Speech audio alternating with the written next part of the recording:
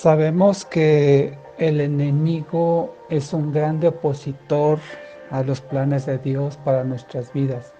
Él siempre está tratando de estorbar que la voluntad del Señor se realice plenamente en cada uno de nosotros.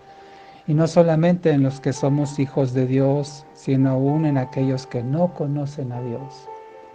Sin embargo, como ya hemos visto en otras ocasiones, no todas las adversidades o las dificultades que enfrentamos son causadas por el enemigo. Hay veces en las cuales nuestro Señor, en su soberanía, en su plan perfecto para nuestras vidas, detiene la bendición que estamos esperando. Y en otras ocasiones no es Dios ni el enemigo, sino somos nosotros quienes estamos deteniendo o estorbando que los planes de Dios se realicen en nuestras vidas. Así es que vamos a distinguir qué es lo que pudiera estar deteniendo en ti y en mí, que las promesas que Dios nos ha dejado en su palabra se cumplan en nosotros. Por principio tenemos que reconocer que no todas las promesas de la Biblia son para todas las personas. Hay promesas escritas en la palabra de Dios que son, digámoslo, exclusivas para los hijos de Dios. Es decir, no todo lo que Dios ha prometido en su palabra aplica para todos los seres humanos. Hay hermosas promesas, sí, para todos, pero para los hijos de Dios son abundantes bendiciones las que el Señor tiene reservadas exclusivamente. En otras palabras, una persona que no es hijo de Dios no va a recibir los mismos favores de una persona que sí es hijo o hija de Dios. Un incrédulo no los va a recibir porque simplemente no es hijo de Dios. Es un hijo de desobediencia, así lo dice la Biblia. Vive enemistado con Dios y Dios está disgustado con esa persona. Ese es un enorme estorbo para ser bendecido. Por eso la palabra del Señor dice en Colosenses 3:6 que viene de Dios un castigo terrible para aquellos que no lo obedecen. También en Deuteronomio 28 encontramos las bendiciones de la obediencia y todas las dificultades y las adversidades por no ser obediente a Dios. Así es que una persona que no conoce a Dios, por supuesto que va a ser bendecida, va a ser provista por Dios, porque Él se compadece de aún los que no le conocen. Si no fuera de esta manera, ni siquiera existirían. Pero esas bendiciones de las personas que rechazan a Dios no son producto de desobediencia, porque viven una vida que no es santa y que no le agrada a Dios. Pero Dios es compasivo y misericordioso, y por eso provee, sostiene, da vida aún a aquellos que no lo conocen con el fin de que lo conozcan. Otro estorbo que aplica en este caso sí para los hijos de Dios es el pecado. El pecado nos aparta de Dios, nos hace caer de su gracia. Así lo expresa Isaías 59:2 diciendo que los pecados son los que separan a las personas de Dios.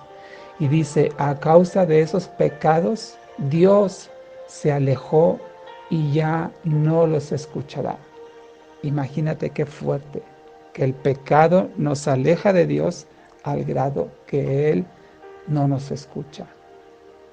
Por eso, cuando una persona, un cristiano, está en pecado, no está en condición de pedir nada más que perdón. ¿Cómo va a estar pidiendo un favor de Dios si el pecado que lo está apartando en ese momento de la comunión con Dios está en medio?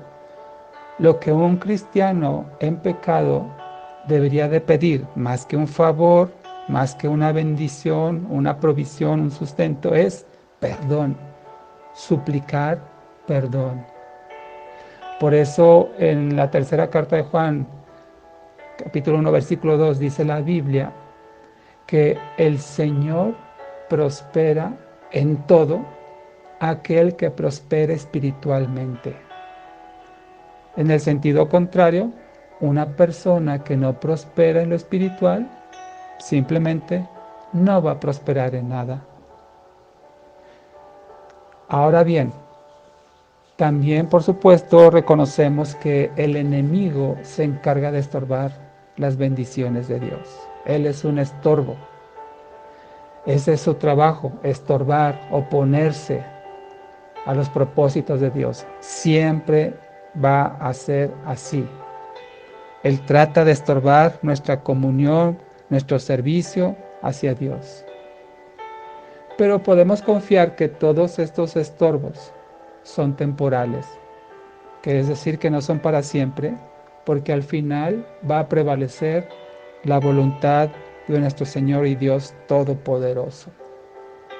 Entonces, si tú y yo no queremos tener estorbos para las bendiciones de Dios, para que se cumpla su voluntad en nuestras vidas, pongámonos a cuentas con Él y hagamos lo que dice la Biblia al respecto. Perseverar en la oración, vivir la palabra de Dios, confiar y esperar en el Señor, resistir, estar firmes en la fe, etc. Yo te invito a que hagamos esto para no ser estorbo en los planes de Dios.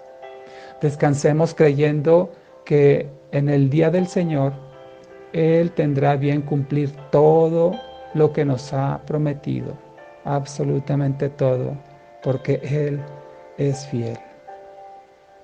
Oremos al Señor. Bendito Dios, te damos gracias, Señor, porque sabemos que tú tienes planes maravillosos para cada uno de nosotros. Eso es cierto, Señor.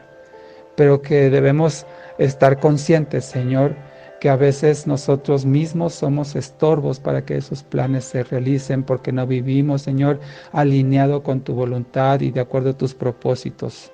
Señor, te pedimos perdón si en algo hemos estorbado, Señor, que tú cumplas lo que has planeado para cada uno de nosotros, Señor.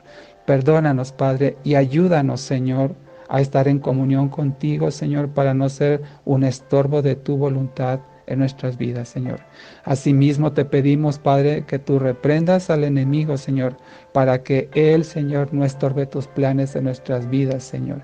Y que si lo haces sea con el fin de acercarnos más a ti, de buscarte más en oración, de perseverar más, Señor, en una vida de santidad, Padre.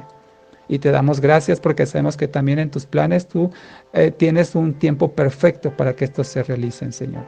Confiamos y descansamos en tu buena, perfecta y agradable voluntad. En el nombre de Jesús. Amén.